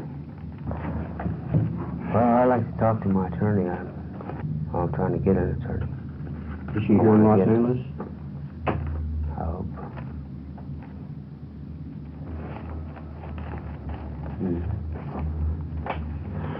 Case is pretty well set against you. You don't really have much to gain by playing dumb on it. Oh, that's how we got you. When these two guys were picked up, they said that you were the third guy on the deal. Went downtown, got a mug picture of you and showed us. They said. Huh? Is that what they said? Yeah. You probably knew we had pretty good information, or we wouldn't have been able to get a warrant to bring you all the way back down from Frisco. So that's what the story is. The only thing is a matter of first or second degree. That's what we want to get settled now. You've been up to county jail. Those Philadelphia lawyers up there had probably told you the difference on the deal. First degree robbery carries a minimum of 5 years. Second degree, minimum 1. Why, they say what I had done? Walked in and stuck up two girls for $60-odd. Oh, that's a dirty lie right there. I didn't hold no gun. No. Maybe they was worded wrong. I got a feeling that tripped him up. No, I beg your pardon. There's only one gun, and that was held by suspect number 1. Oh, where did this other guy get this gun? Oh, I don't know. Well, anyway, you didn't have a gun. I didn't. Mm-hmm. Did you see the gun before you before you went out here to Culver City? I see it when he had it. He showed it to me, and it's how it worked. How much did you get out of that? How much money? It was a three-way split. $20. Even. $20? That's not even wages, is it? Figure there's going to be a lot of money in there, or what? They did. I didn't want to.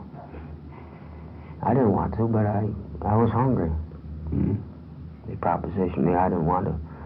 I thought it was going to be something big, and I was desperate. Boy, that was small time. How about that? How about making bail? You think you can make bail? What's bail? 5,000. How much on 5,000? 500. 10%.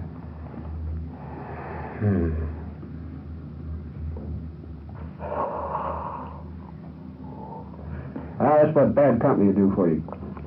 Yeah, I know. I'm not feeling sorry for myself. What do you actually do for a living? Merchant seaman? Yeah. Boy, that sea stuff, that gets me. Every time I get on a boat, I get seasick. I've never been seasick. Never been seasick?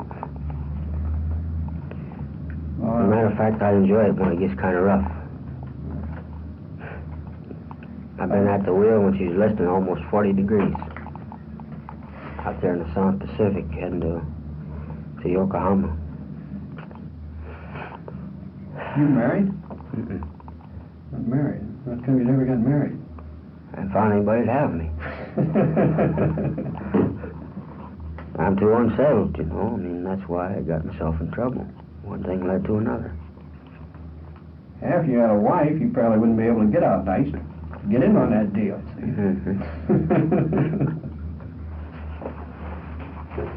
I was hoping this comes out like easy. That's all I know. Real easy. Just a second to do it. There he goes. Went into hiding for a year and a half. Faces a prison term for at least another year. All for a net profit of $20.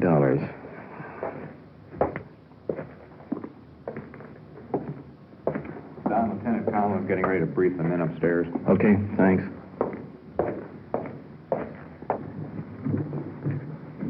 Up the stairs.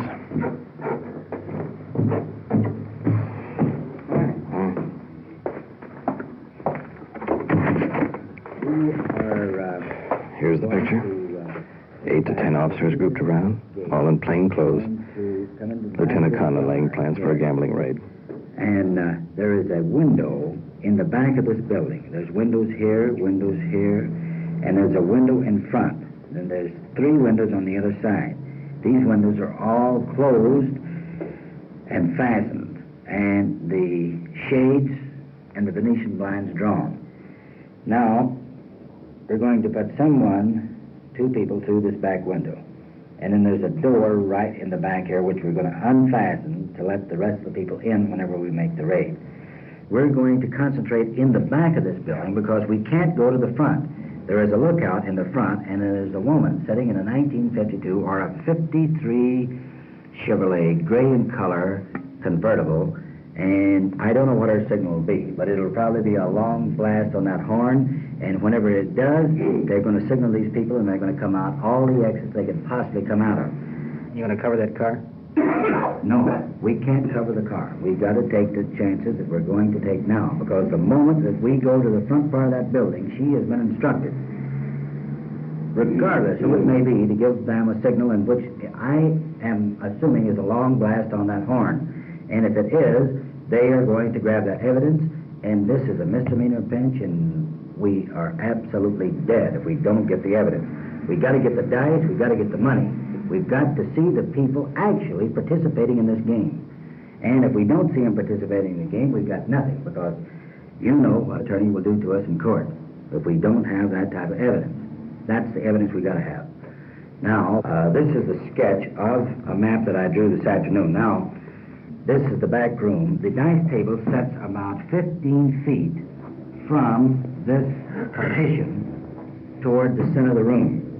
The window will go back approximately 18 inches, enough for someone to crawl through there. But if it don't, we're going to jam that door. We're going to knock that door in, we're going to knock the front door in. But we're hoping we don't have to do that if we can get through that window. As soon as this is clear, why, the man that's with me is going up to the table, grab the dice, and state that this is a raid. Everybody in this building is under arrest. And I want Madlock and Walters, at that particular time, go to the front part of the building. So if they will start to run through, and if there's anybody in this building that's trying to get out, they can't get out these windows. These windows are all fastened. and they will come to this door here. This door has a latch on it and a peephole, which they've got a man stationed up here. Because this guy, as soon as this raid is on inside, he's going to open that front door. And he's going to let anybody out that he possibly can that can get out of the place.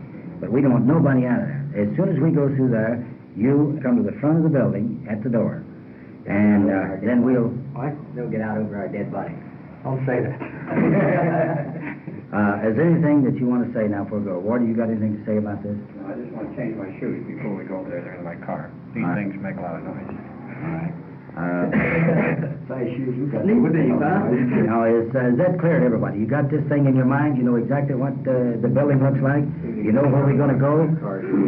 And I'm asking you, please be as quiet as you can, because there's a lot of metal in back of this building. And when we get there, I don't want any talking. No flashlights. No flashlights, no talking, and be quiet as you possibly can. Don't fall all over your feet back there. Try to be great. Don't worry about it. Well, here's the setup. As we observed earlier, the game is in progress at this moment. Now, for this to be successful and get the evidence, we must move fast and quick. The uniform division will have several cars standing by just outside the area. As soon as word is flashed that we're inside, the cars will converge on the house and stand by for transporting the prisoners. That's the deal. So now let's move on to the scene of the raid. You are listening to Night Watch and following the activities of a detective unit on its tour of duty. The people and sounds you are hearing are real, and the investigations are recorded in the field as they actually occur. We'll bring you the results of tonight's action at the conclusion of Night Watch. We switch you now to Detective Unit 5-6, somewhere in the field on a gambling raid, and to police recorder Don Reed.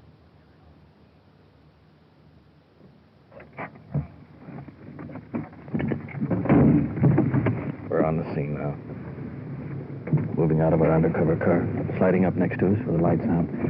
Another one of our detective units probably can hear the doors opening quietly. Moving into the scene. 3 detectives directly in front of me. We're walking quietly. Try not to attract any attention. Groping our way around here in the dark. We can't speak over just a whisper. We're not over 20 or 30 feet away. Why don't you go up and knock on the door and tell them you want to play a little bit? Yeah, I can do that. I make the king happy. Yeah. Let him know you're using your head. Yeah. Directly in front of me. Looking into the house now. Duck. The officers are cutting the screen. Here comes someone. You may be able to hear him.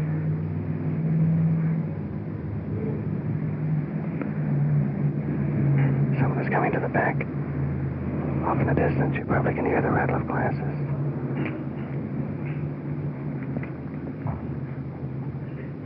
Now it's clear again. Rattling in the background is the officer cutting the screen. We'll move in through the back door in just a matter of seconds now.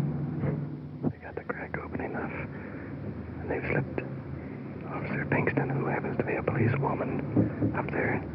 The crack is small in the screen. They've got the policewoman you can hear in the distance, probably reaching through the screen. She's got it. The door's open. Stand by. Here we go. Tell Matlock to come on. Through the back door. This is a raid. Everybody stand just where you are. We're police officers. Don't anybody move. Nobody will get hurt. Here's a quick picture. Large green dice table. Patrons standing around. Chips, money in hand. Mostly men. Well-dressed. A couple of women. Expensively gowned. All frozen with surprise. Young woman standing at the dice table. Glass in hand. Only one showing any reaction.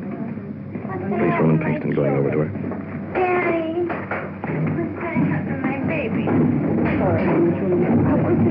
Look, there's nothing going to happen to anybody. Just be quiet. There will be no trouble. There'll be no trouble at all. I've got a little baby. He's only 10 months old.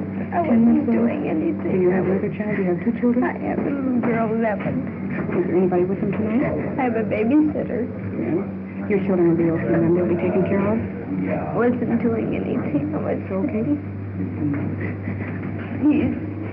I don't want to go to jail. Please don't make me. Are you here with your husband tonight? I was only half a beer, but I'm 21. Were you gambling tonight? Oh, I swear. I swear. Was your husband? Was your husband gambling tonight? It's okay. Please, don't make me go to jail. Please don't make me. Get down to the station. You are under arrest now. But your children will be taken care of. Please don't. There's nothing to worry about. Say a word. Husband off in the corner, advising her not to talk. My kids, my children. Don't say a word. Honey, please, don't do this. Photographers moving in, I saw a man. taking pictures of the evidence. Please don't do this. Oh, no, they can't take a picture of me. He can't do that to me. Glancing out the door, patrol cars rolling up from both directions start transporting patrons and operators back to the station. Let's get over to the dice table. The dice loaded? Yeah, must be. Let's see what we got. Wait till Walter gets back, and then Walter and Matlock can take 4 of them in. A little friendly game. This is a familiar voice. Last night I made an after-dinner speech. Standing next to me at the dice table is one of the patrons just arrested. My host from last night. We meet again. It's a small world. A little too small, let's face it. Yeah. Last night I was your guest. Tonight, be my guest.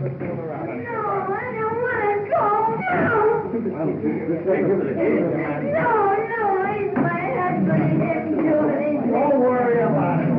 I don't care. He's my husband. The woman with the youngsters at home giving the officers a bit of trouble. Just a minute now. Just take it easy. Look, there'll be no trouble. Now take it easy. Ward, you and I'll stay here, and they can take. We want to get the. That's what I want to get. We want to get the operators as running the game and the participants for participating. Now. We put the booking separate. It won't make any difference. We're 3:30. Yes, put 3:30 on all of them. PC. Let them get bail and get. PC is Penal Code Section 330, illegal gambling. Just take them down there and put them in. Once you're going to start Matlock and I can start talking whatever the hell you want to do, and Matlock and I can start bringing this junk in at 5-5. I'll barge here.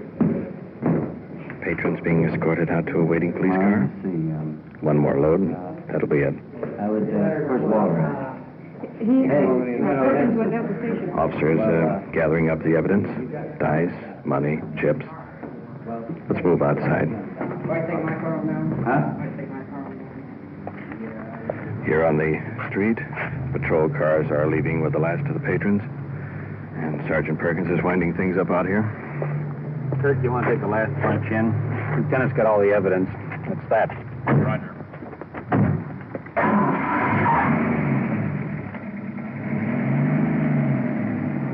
Who's the fellow I saw you shaking hands at, the one we arrested?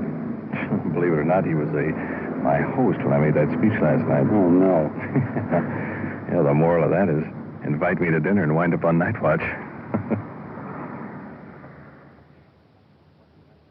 What you have just heard is real, recorded as it happened on the Night Watch. For the disposition of tonight's cases, we return you to Police Headquarters and Chief W.N. Hildebrand. Tonight's first interrogation involving the suspect who participated in the holdup of the Western Union office, as you heard, confessed his part of the crime. The other 2 suspects already have been convicted and are in the state's prison for 5 years to life. Tonight's suspect pled guilty to second-degree robbery and is now serving a 1 to 10-year sentence. The final action on Night Watch, in which a gambling establishment was raided, resulted in the arrest of the 2 operators and the patrons. All were booked for violation of Penal Code Section 330. Methods of police work have advanced a long way since I was walking a beat 28 years ago. We now have radios, scientific detection, and so forth. However, crime itself is still on the upgrade. This makes it more imperative than ever that we rely on our greatest source of information, you, the average citizen. Without this cooperation, all our modern devices, our schooling of professional policemen, would be useless without the eyes and ears of the American public. As you follow the activities of Detective Unit 56 each week, this fact should become more and more apparent. It is our purpose to drive this home. Then we have a meaning to Night Watch. Thank you, Chief Hildebrand. You have just heard on-the-scene reports of your police force in action. Every voice, every sound has been real. Night Watch, brought to you through the cooperation of your police department of Culver City, California, is produced by Sterling Tracy and Jim Hadlock, with technical advice by Sergeant Ron Perkins, and is described in the field by police recorder Don Reed. That was Night Watch, with the episode including a drunk, a holdup, and a gambling raid that was originally heard September 4th, 1954. I'll be right back with more in just a moment.